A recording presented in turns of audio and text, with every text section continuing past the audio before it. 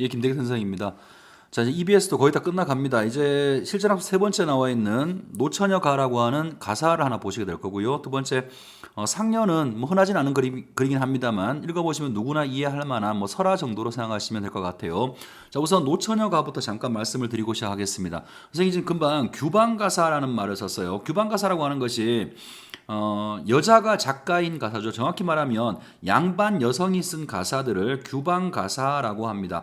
일반적으로 규방 가사가 교과서에 실려 있을 때는 주로 어떤 부분이 많이 나오냐 하면 여인의 한과 관련되어 있는 것들을 많이 언급을 하게 되죠. 우리가 알고 있는 가장 대표적인 글은 허난설은 있었다라고 알려져 있는 규원가, 이건 워낙에 많이 봐서 사실은 엄마도 알만한 그런 글입니다. 그죠? 그런데 우리가 지금 보려고 하는 노처녀가는 조금 생소한 감은 없지 않아 있어요. 선생님 찾아보니까 EBS에는 한두 번 실린 적이 있습니다만 이 노처녀가가 두 가지 버전이 있습니다. 하나의 버전은 지금 이제 우리가 보려고 하는 EBS 이번 2021 EBS에 수록된 것이 첫 번째 버전인데요. 시집을 못 간 40세 노처녀가 있어요. 이 노처녀가 자기 스스로 하는 말에 따르면 아름다운 사람입니다. 나름대로 아름다움도 갖추고 있고 여러 가지 소양도 갖추고 있는데 시집을 가지 못해요. 그래서 한탄하는 이야기가 하나가 있고 또 하나의 버전은 또 어떤 게 있냐면 우리가 지금 보게 될 이 글의 노처녀보다 나이가 더 많아요. 아마 50이니까 꽤 나이가 많죠. 자, 50이고 그다음 또 문제가 뭐냐면 추녀예요. 못생긴 사람이고 그 다음에 몸도 불편합니다. 그냥 글 속에 나온 말이니까 쓰고 싶지 않은 말입니다만 써볼게요. 몸도 불편한 병신이에요.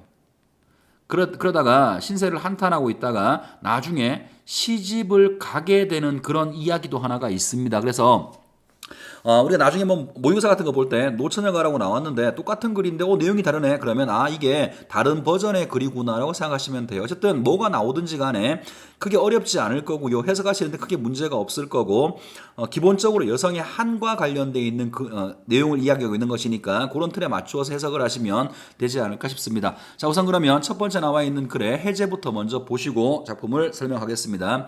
자, 이 작품은 가난한 사대부 집안에서 혼기를 놓친 노처녀의 슬픔을 비장하게 토로하고 있는 가사이다. 선생님이 금방 말씀드린 것처럼 규방 가사입니다. 양반 여성이 쓴 가사예요. 자, 양반인 아버지와 사대부의 체면과 허위 의식을 여성의 목소리로 풍자하고 있다. 자, 기본적으로 풍자하고 있는데 그 풍자의 대상이 누구냐 하면 아버지하고 사대부입니다. 좀 특이하죠, 그죠? 자기 아버지를 풍자하고 있는데 이 사람들을 왜 비판하냐 하면 체면과 허위 의식. 자, 혼인을 하려고 할 때 자기 딸과 어울리는 신분이 있어야 돼. 우리 집안이 이런 집안이니까 이 정도 사람은 돼야 돼. 그런 것들. 사람이 어떤 본질을 보지 않고 겉으로 드러난 신분이나 재산 같은 것들만 보는 게 당연히 허위의식이겠죠. 그죠? 양반으로 체면 때문에 딸은 늙어가는데 딸의 생각은 전혀 하지 않고 혼인을 시키지 않는 아버지의 모습이 나오니까 그 아버지를 통해서 당대 양반들의 허위 의식을 풍자한다라고 이렇게 되어 있습니다. 자, 그러면 본문 내용으로 들어가서 볼 텐데요. 생소하긴 해요. 그렇지만 그닥 그렇게 어렵진 않습니다. 자, 일단 읽어보겠습니다. 인간 세상 사람들아 이내 말씀 들어보소. 자, 일단 청자를 언급하고 있죠. 항상 그래서 청자가 나오면 대화체, 대화의 형식이라고 했고요. 내 말씀을 들어보라고 했는데 아마도 자신의 신세를 한탄하는 이야기로 시작할 모양입니다. 자, 인간 만물 생긴 후에 금수초목도 짝이 있어. 자, 금수초목. 나보다 못한 저런 동물들하고 식물들조차도 짝이 있다라는 말이야. 인간의 모든 만물들. 이 세상에 살고 있는 모든 만물들은 짝이 있는데 인간 생긴 남자 부귀 자손 같건만은 자 인간의 남자들이 다 부귀한 자손 같아. 남자가 많단 말이야. 훌륭한 남자가 참 많이 있지만 이내 팔자 험상궂구나 나 같은 이가 또 있는가. 자, 이내 팔자. 그러니까 내 팔자는 금수초목만도 못하다라는 거죠. 왜냐하면 금수초목도 다 짝이 있는데 나는 저렇게 훌륭한 남자들이 참 많이 있는 것 같은데 나는 지금 짝이 없단 말이야. 그래서 자기 팔자를 험상궂다라고 표현을 하고 있는 거고 시집가지 못한 자신의 현실을 한탄하고 있는 거죠. 자, 100년을 다 살아야 3만 6천 날이로다. 혼자 살면 1000년 살고 정녀되면 정녀는 시집가지 않은 처녀를 이야기합니다. 처녀가 되면 10,000년 산단 말이냐. 답답한 우리 부모 가난한 좀 양반이 양반인 채 도를 차려 처사가 불민하여 개망한 일 일삼으며 다만 한따 늙어간다. 자, 잠깐 스톱하고 또 정리해 봅시다. 자, 인간의 삶이라고 하는 게 100년 살아봐야 이만큼밖에 못 산다라는 거예요. 그런데 혼자 산다고 해서 1000년 사는 것도 아니고 처녀로 산다고 해서 10,000년 사는 것도 아니라고 했어요. 자, 그러니까 무슨 말하고 있는 거냐면 혼인하지 않는 것, 혼자 사는 거, 그냥 혼인하지 않는 거라고 하죠. 혼인하지 않는 것이 혼인하지 않는다고 오래 사는 것도 아니야. 좋은 일이 아니라는 거예요. 혼인하지 않는다고 해서 좋은 일이 생기는 게 아니라는 거죠. 자, 그런데 답답한 우리 부모. 자, 우리 부모. 자신의 부모에 대해서 뭔가 원망하는 마음을 드러내고 있죠. 고전 중에서 좀 특이하죠. 항상 어떤 고전적 가치, 특히나 양반들이 쓴 글을 보면 유교적 가치를 따르기 때문에 부모에 대한 효와 관련된 글은 굉장히 많이 봤습니다만 자기 부모를 직접적으로 원망하고 비판하는 글은 보지 못했죠. 그죠? 이 글은 그런 점에서 조금 특이한 글입니다. 다시 보죠. 답답한 우리 부모, 가난한 좀 양반이자, 좀 양반이라고 하는 게 뭐라고 표현하면 좋을까요? 좀스러운 양반이라고 할까요? 좀 말이 좀 그렇긴 합니다만 자기 부모를 뭐라고 불렀냐면 좀스러운 양반이라고 불렀어요. 좀스러운 양반. 왜 이렇게 부르는지는 앞에 해제에서 이미 봤었죠. 조금 더 읽으면 여러분들이 명확하게 알 수 있을 텐데요. 허위의식 겉으로 드러난 것만 보고 딸 자식의 마음은 헤아리지 않아. 그러니까 자기 부모를 좀스러운 양반이라고 지금 원망하고 있는 겁니다. 양반인 채 도를 차려. 자, 도라고 하는 것이 법도 도리를 가리키는 것이겠죠. 정확히 말하면 양반의 도니까 체면이라는 뜻일 것 같아요. 양반의 도리 체면만 차려서 처사가 불민하여. 자, 불민이라는 말은 어리석다의 뜻이에요. 처사가 어리석고 둔해서. 자, 우리 엄마 아버지는 양반으로서 체면만 지키다가 하는 행동들이 어리석고 둔하여서 개망한 일삼으며. 자, 개망은 개상하고 망측한 일이겠죠. 개상하고 망측한 일만 일삼으며 다만 한 딸이 늙어간다. 이 한 딸이 바로 하자겠죠. 그죠? 시집도 가지 못하고 우리 부모의 양반으로 체면 지키는 그 일 때문에 내 신세가 혼자 늙어간다라고 한탄을 하고 있는 겁니다. 여기까지 어려운 거 별로 없습니다. 자, 다음 넘어갑니다. 적막한 빈방 안에 정료하게 혼자 앉아. 자, 홀로 앉아 있다 그랬어요. 그죠? 그럼 항상 보통 시에서는 기본 문법이죠. 혼자 있다라고 하면 틀림없이 하자의 기본적인 정서는 외로움이 될 수 있을 겁니다. 자, 적막한 빈방 안에 정료하게 무료하게 혼자 앉아서 전전반측 잠 못 이뤄 혼자 사설 들어보시오. 자, 전전반측이란 말 정도는 엄마도 아는 한자성어죠. 그죠? 걱정 때문에 잠을 이루지 못하는 겁니다. 전전반측 잠을 못 이루어 혼자 하는 이야기를 한번 들어보시오. 노망한 우리 부모. 자, 부모를 노망했다고 불렀어요. 자, 이거는 실제로 부모가 늙어서 뭐 노망이 들었다, 치매가 왔다 이런 말은 아닌 것 같아요. 뭔가 자신한테 그 원하는 일을 해주지 않고 양반으로 체면만 지키는 그런 그 부모에 대해서 원망하는 마음으로 노망했다라고 심한 말까지 하고 있습니다. 노망한 우리 부모, 날 길러 무엇하려고 하느냐? 죽도록 날 길러서 잡아서 쓰려고 하느냐? 구워서 쓰려고 하느냐? 인왕시적 생긴 남녀. 자, 인왕시가 여기 지금 인왕시도 나오고요. 그 다음에 복기시도 나오는데 옛날 중국의 전설 속에 있던 황제시대, 다시 말해서 아주 먼 옛날을 가리키는 거니까 굳이 이걸 뭐 황제시대, 태평성 이렇게 하지 말고요. 그냥 먼 옛날이라고 생각하세요. 자, 해석해 보겠습니다. 먼 옛날 적에 생긴 남녀, 또 역시 먼 옛날 적에 지은 가치. 자, 가치라고 하는 게 혼이라는 거예요. 시집 가고 장가 가는 거. 그러면 이렇게 이어갈 수 있겠네. 인간 남녀가 아주 옛날부터 생겨났고 혼인의 풍습은 아주 옛날부터 있어 왔다라는 겁니다. 자, 그래서 인간 배필 혼치함은, 자, 인간이 배필을 만나서 결혼하고 하는 것은 옛날부터 있건만, 자, 오래전부터 이어온 풍습이라는 거죠. 오래전부터 사람이라면 누구나 해야 되는 풍습이라는 거예요. 오래전부터 있었건만 어떤 처녀는 팔자가 좋아 20전에 시집을 간다. 자, 어떤 처녀는 어떤 처녀는 누구하고 대비되는 걸까요? 당연히 화자하고 대비되는 거겠죠. 나는 나이가 먹어도 시집을 가지 못하는데 어떤 처녀는 운 좋은 처녀는 팔자가 좋아서 20도 되기 전에 시집을 간다. 남녀 자손 시집 장가 떳떳한 일이건만. 자, 떳떳한 일이래. 옛날부터 이어진 풍습이니까 남자와 여자가 배필을 만나서 결혼하는 것은 당연한 일이라는 뜻이에요. 당연한 일이건만 이내 팔자 기박하고 험하여서 40까지 처녀로다. 그러니까 보세요. 누군가는 운 좋아서 20살 전에 시집을 가고 나는 인간이 해야 될 당연한 일인 혼사조차 하지 못하고 40까지 처녀로 혼자 살고 있다. 계속해서 신세를 한탄하고 있는 겁니다. 자, 다음으로 가죠. 이럴 줄을 알았으면 처음 안이 나올 것을. 자, 이럴 줄이 뭐예요? 지금 자신의 신세를 말하는 거죠. 40살이 될 때까지 결혼도 못할 줄 알았으면 처음부터 태어나지나 말 것을. 월명사창 긴긴 밤에 침불안석 잠 못 들어. 이게 아까 얘기했던 전전반측의 상황을 이야기하고 있는 거죠. 굳이 해석을 해본다 그러면 월명사창, 월명은 달이 밝다의 뜻이겠죠. 달 밝은 사창 비단 창문 긴긴 밤에 침불안석 잠 못 이루는 불편한 잠자리에 잠을 못 들고 있어, 이런 말인 것 같아요. 다시 달 밝은 비단 창문 긴긴 밤에 잠 못 이루는 불편한 잠자리에 잠이 못 들어서 적막한 빈방 안에 오락가락 다니면서 장래사를 생각해 보니, 자, 앞으로 내가 어떻게 될까? 앞으로 일을 생각해 보니 더욱더 답답하고 민망하다. 그러니까 이 사람은 미래 일에 대해서 매우 비관적으로 생각하고 있는 거죠. 지금도 내가 나이 40 먹었는데 시집을 못 가고 있어. 앞으로도 더 그럴 거라는 거죠. 앞으로 다가올 장래의 일에 대해서도 비관적 입장을 보이고 있습니다.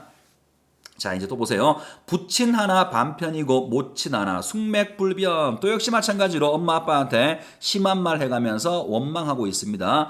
물론 쓰여진 표현 방식을 보면 부친 하나 모친 하나 반편이요 숙맥불변 대꾸법이죠. 선생님이 지금 굳이 대꾸나 서리 같은 것들은 얘기 안 하고 있어요. 왜냐하면 고전에서 대꾸나 서리 정도는 무지하게 많이 나오는 거고, 선생들이 필기해 주지 않으면 대꾸법이 뭔지 모르고 서리법이 뭔지 모른다면 고3이라면 좀 참 슬픈 일이죠, 그죠? 그러니까 선생들이 필기해 줄 때 이거 대꾸구나, 이거 서리구나 외우려고 하지 마시고요. 여러분이 대꾸법이 어떤 건지 서리법이 어떤 건지 판단하는 능력들을 가지고 있어야 됩니다. 어쨌든 대꾸법 쓰인 구절 하나 찾아봤고요. 다음 갑니다. 날이 새면 내일이고 새가 새면, 한 해가 가면 내년이구나.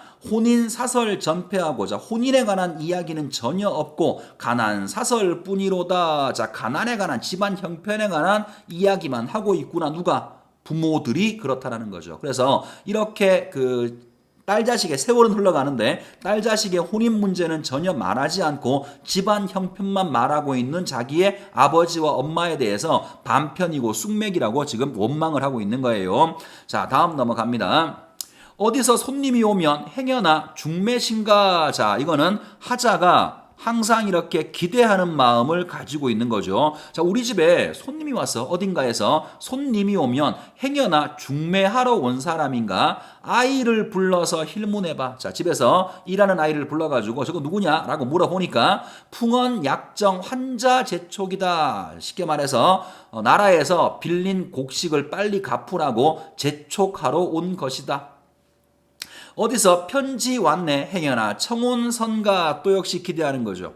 이번에 어딘가에서 편지가 오면 혹시 우리 집에 청혼서가, 청혼편지가 온 것인가 기대를 하고 아이더러 물어보니 외삼촌의 부음이구나. 외삼촌이 돌아가셨다는 소식이구나. 에고에고 서럽구나. 이내 간장 어이할꼬. 옆집 아무 아기 벌써 자손 봤단 말인가. 여기서 아기는요 진짜 베이비를 말하는 것이 아니고요, 옆집 처녀 아가씨를 가리키는 거예요. 자, 옆집의 처녀는 벌써 자식을 봤단 말인가. 동평집의 용걸려는 금명간에 시집을 가는구나. 그렇다면 여기 지금 나오는 용걸령하고 옆집의 아기 같은 경우에는 하자와 대조되는 거죠. 이런 상황과 하자는 대비가 되는 것이고, 이 두 사람은 화자 입장에서는 부러움의 대상이 된다라고 할 수 있겠죠. 나는 나이 40까지 시집도 못 가고 있는데 옆집에 있는 아기는, 옆집 처녀는 벌써 시집을 가서 자손을 본다라는 말이 있고, 동편집의 용걸려는 금명간에 오래지 않아서 시집을 간다라고 하네. 그동안에 무정세월 시집가서 풀려마는 자, 그동안 내가 혼자 살면서 이렇게 헛되이 보낸 세월을 나도 시집 간다면 풀 수 있겠지만 친구도 없고 혈족도 없어서 위로할 사람이 전혀 없고 우리 부모는 무정하여서 내 생각은 전혀 하지 않는구나. 또 역시 부모에 대한 원망이라고도 볼 수 있고요. 혹은 부모에 대한 서운함을 드러내고 있다라고도 볼 수 있죠. 자, 또 다음 갑니다. 부귀 빈천 생각하지 말고 인물 풍채 마땅거든 처녀 40 나이가 적습니까? 혼인 거동 차려주오. 자, 이거는 누구한테 하는 말일까요? 여기에 청자는 부모한테 하는 말이겠죠. 그죠? 자, 다시 한번 봅시다. 부귀 빈천 생각하지 말고 아마도 이 부귀하고 빈천한 거 이건 아마도 양반의 체면, 양반의 법도 이런 것이겠죠. 자, 자기 엄마 아빠 대기하는 거예요. 양반의 체면 같은 거 생각하지 말고 인물 풍채가 마땅거든. 자, 적당한 남자가 있다면 처녀 40 나이가 적습니까? 내 나이가 지금 40인데 적은 나이가 아닙니다. 혼인 거동 차려주시오. 결혼을 시켜주시오. 지금 부모한테 원망하는 말을 하고 있는 거죠. 자, 김동희도 상처하고 이동희도 가처로다. 자, 김동희, 이동희는요. 이거는 그냥 특정한 사람을 가리키는 말이 아니고요. 자신이 지금 시집 갈 수 있는 남자가 주위에 이렇게 많다라고 말하고 있는 거예요. 자기 부모한테 남자가 없냐? 저런 남자 있지 않느냐? 마누라 죽은 남자도 있고 마누라 구하는 남자도 있으니까 저런 남자한테 시집가면 된다라고 지금 말하고 있는 겁니다. 김동희도 상처하고 이동희도 가처로다. 중매 할미가 전혀 없네. 날 찾을 리가 어이없는가. 시집을 가야 되는데 아무리 봐도 중매하러 오는 할미는 전혀 없고 날 찾을 사람은 아무도 없구나. 또 신세한탄 하는 거죠. 감정 암소 살쪄 있고. 자, 이제 자기 집의 상황을 얘기합니다. 우리 집에 암소도 살쪄 있고 봉사 전답 제사 지낼 때 쓰는 그 밭과 논이겠죠. 밭과 논도 갈겠지만 그러니까 시집갈 형편은 된다라는 거예요. 우리 집에 소도 지금 살쪄 있는 상태고 제사 지낼 때 쓰는 논밭도 있지 않느냐. 자기 부모한테 지금 시집갈 형편이 된다라고 말하고 있는 겁니다. 다시 보죠. 감정 암소 살쪄 있고 봉사 전답은 갈 것만은 사족 가문 가리면서 사족이 뭐예요? 양반이죠. 그죠? 신분만 가리고 앉아 있는 거예요. 시집갈 형편은 충분히 되는데 우리 부모들이 말이야 사족 가문 집안만 가리면서 이대도록 나를 늙히노니 연지분 있지만 성적 단장 전폐하고 성적 단장은요 화장을 얘기하는 거예요. 내가 지금 화장품이 있지만 화장도 전혀 하지 않고 감정치마, 검정치마, 흰 저고리 하경 겨울 앞에 놓고. 자, 아마 검정치마, 흰 저고리 이런 것들이 전부 다 시집갈 때 입는 옷이 아닐까요? 자, 그러니까 시집갈 때 입는 이런 옷 같은 것들을 하경 겨울, 자, 좋은 거울 앞에 놓고 원산 같은 푸른 눈썹. 자, 원산은 먼 산이라는 뜻입니다. 지금부터는 거울에 비친 자신의 아름다운 외모에 대해서 자뻑하는 모습인데요. 필기를 자뻑이라고 할 수 없으니까 뭔가 자랑하는 모습이 드러나 있어요. 스스로 만족하는 것이니까 뭐 자족하는 모습이라도 볼 수 있겠죠. 다시 말해서 내가 못생긴 여자이기 때문에 시집을 못 가는 게 아니라는 거예요. 다시 봅시다. 원산 같은 푸른 눈썹, 먼 산 같은 푸른 눈썹, 세류 같은 가는 허리. 자, 버드나무 같은 가는 허리. 아름답다 나의 자태, 묘하구나 나의 거동. 그러니까 자기 스스로 칭찬하는 거죠. 그죠? 그래서 이걸 굳이 한자로 얘기해 본다 그러면 자화자찬하고 있죠. 거울에 비친 자신의 모습이 이렇게 아름답다라는 겁니다. 흐르는 이 세월에 아깝구나 나의 이 모습.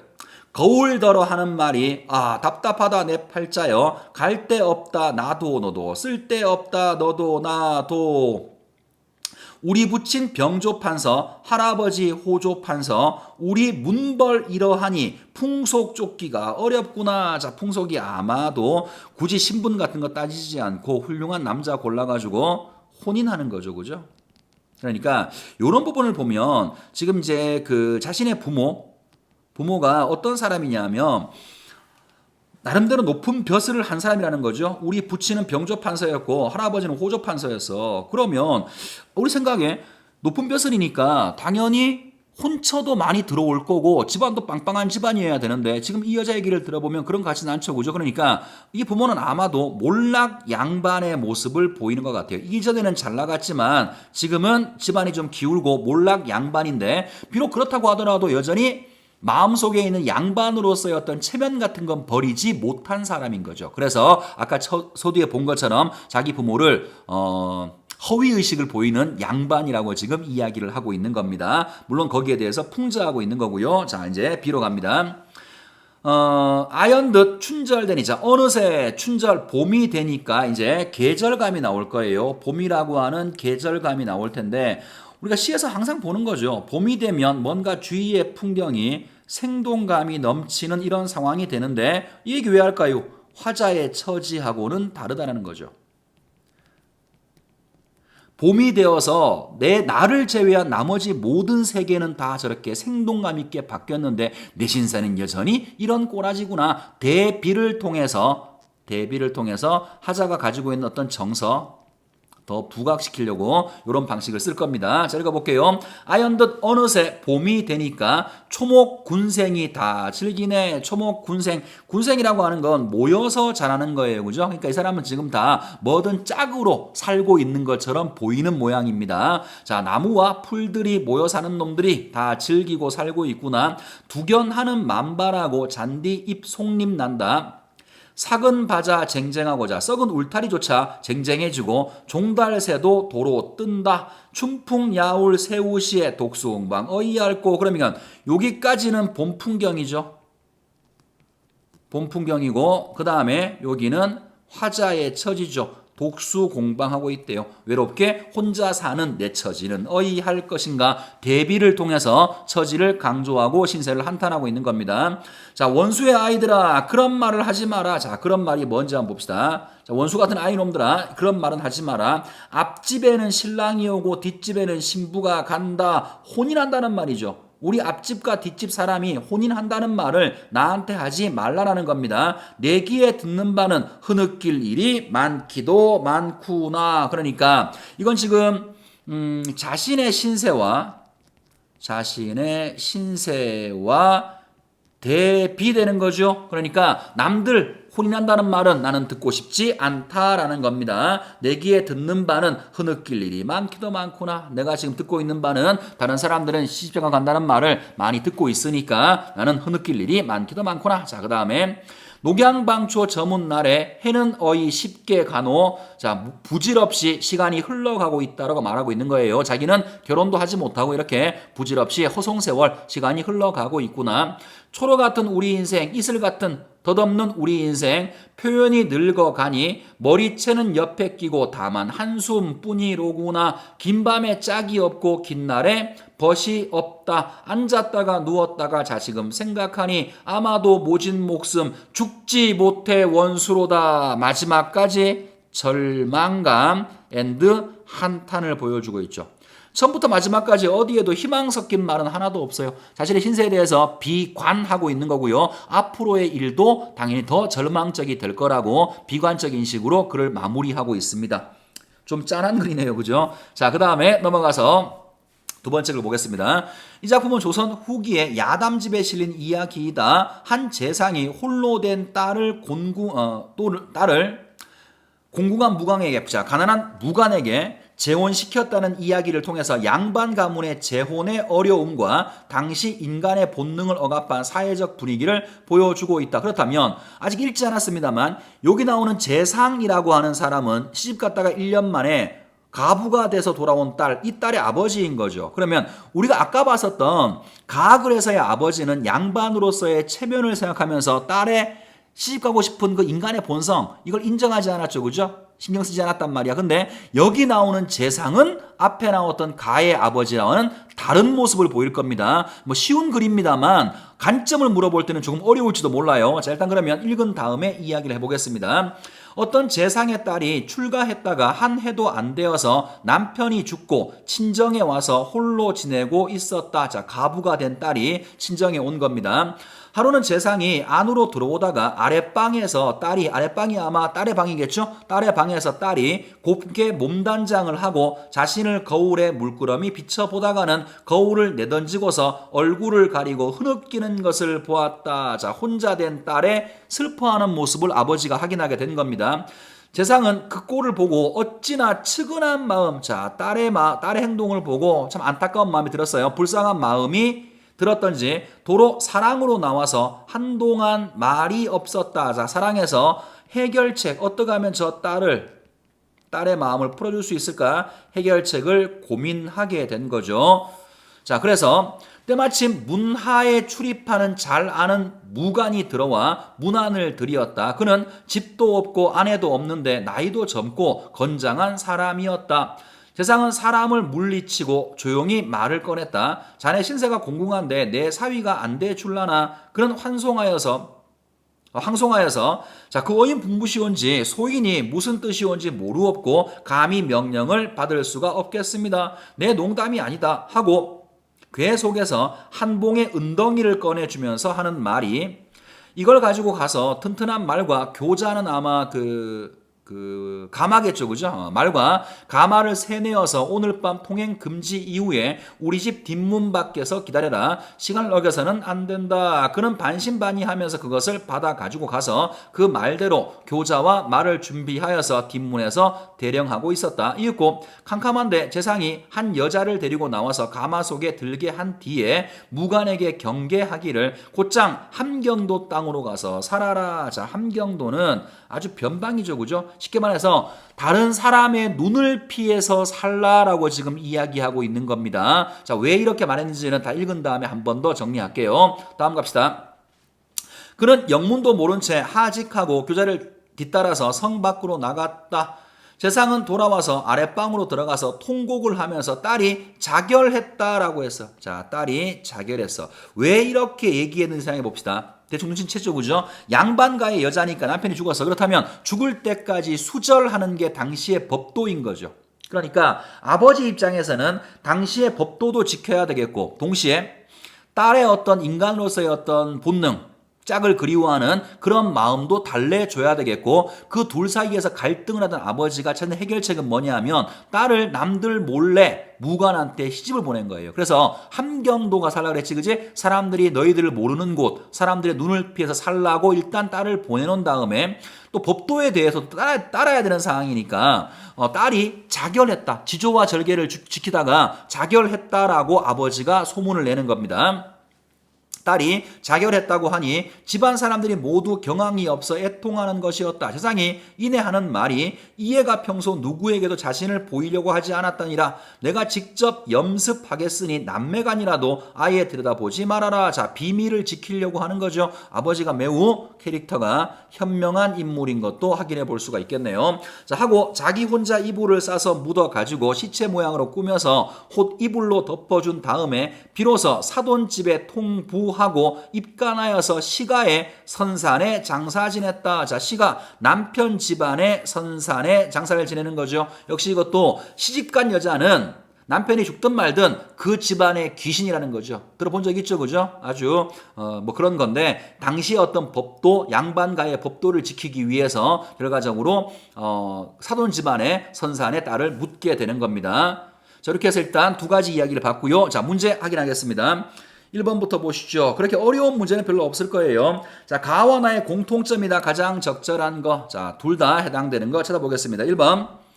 특정 상황을 제시하여 하나, 인간의 욕구를 다루고 있다. 자, 그러면 가의 상황에서는 노처녀가 자기 시집 못 가는 상황 쫙 얘기했어요, 그죠? 그러니까 당연히 특정 상황 나와서 짝을 찾고자 하는 인간의 욕구라는 거 맞습니다. 가는 확실하게 맞나요?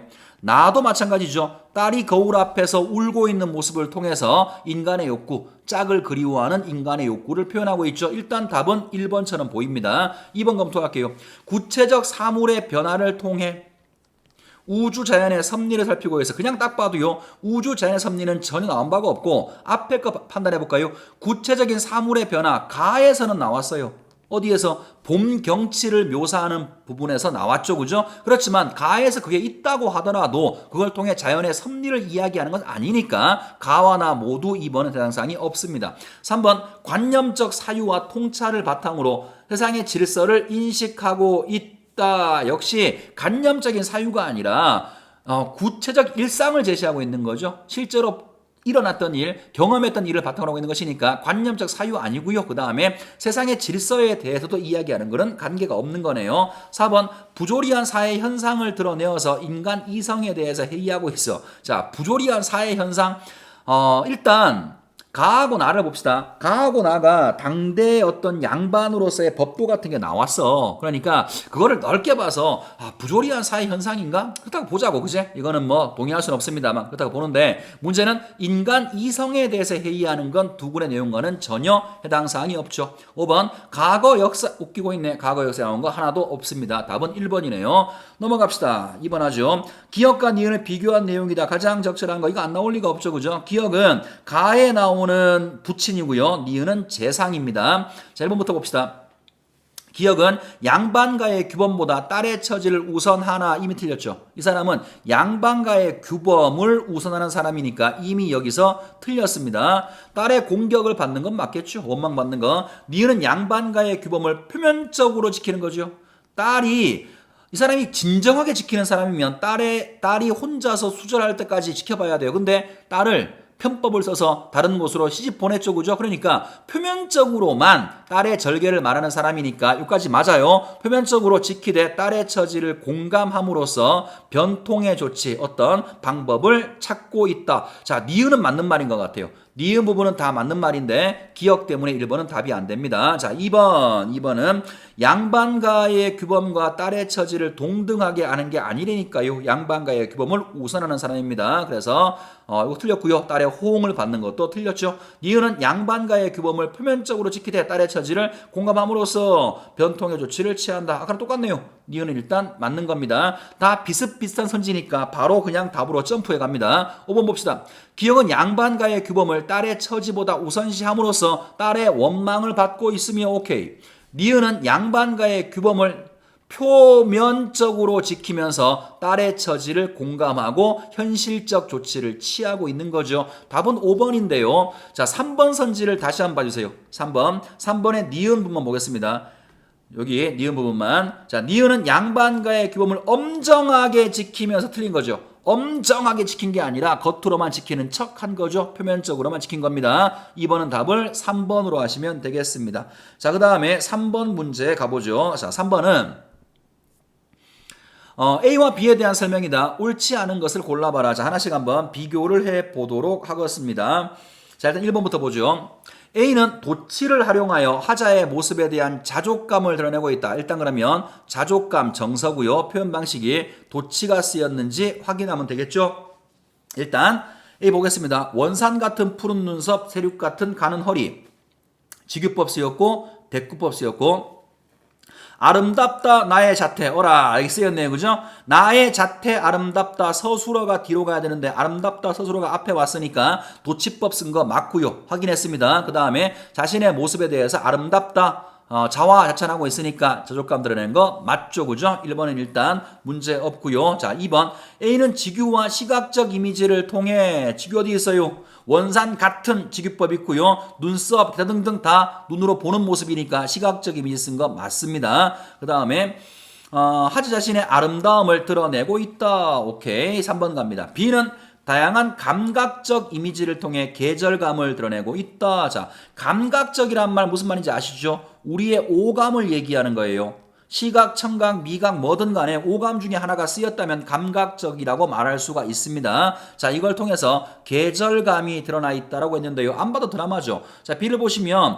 어느새 춘절 봄이 되니까 계절감 드러나 있고요. 초목 군생이 다 즐기고 두견아가 만발하고 잔디야 뭐뭐하고 시각, 청각 쫙 나와 있어요. 일단 3번도 맞는 말이네요. 자, 4번 B는 경물 묘사를 통해 맞죠 그죠? 봄이 와서 경치가 어떻게 바뀌어갔는가 경물 묘사를 통해서 자연과 하자를 대비하여 자연은 생동감 넘치고 난 요모양 요꼴 대비 쓴 거 맞습니다.